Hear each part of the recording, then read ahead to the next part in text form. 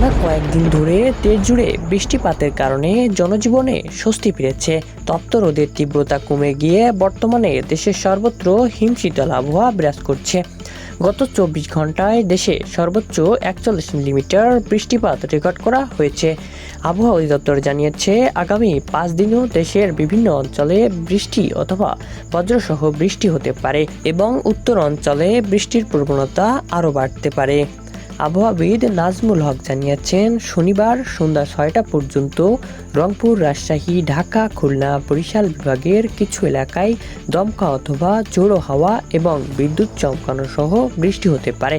এরপর রোববার থেকে মঙ্গলবার সন্ধ্যা পর্যন্ত দেশের 8টি বিভাগেই অর্থাৎ রংপুর, রাজশাহী, ঢাকা, ময়মনসিংহ, খুলনা, বরিশাল, চট্টগ্রাম ও সিলেট বিভাগের 2-1 জায়গায় অস্থায়ীভাবে বৃষ্টি অথবা বজ্রসহ বৃষ্টির পূর্বাভাস দেওয়া হয়েছে।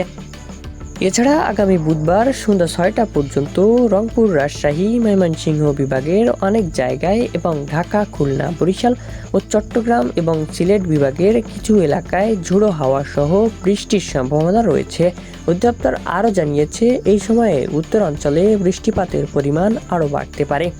গত 24 ঘন্টায় দেশের সর্বোচ্চ তাপমাত্রা রেকর্ড করা হয়েছে ফেনীতে 36.5 ডিগ্রি সেলসিয়াস। একই সময়ে রাজধানীতে সর্বোচ্চ তাপমাত্রা ছিল 35 ডিগ্রি সেলসিয়াস। পঞ্চগড়ের তেঁতুলিয়ায় দেশের সর্বোচ্চ 41 মিলিমিটার বৃষ্টিপাত রেকর্ড করা হয়েছে। এছাড়াও রংপুরে 20, ফরিদপুরে 19, চুয়াডাঙ্গায় 16, সাতক্ষীরায় 14 এবং যশোরে 12 মিলিমিটার সহ দেশের বিভিন্ন স্থানে মাঝারি বৃষ্টিপাত রেকর্ড করা হয়েছে।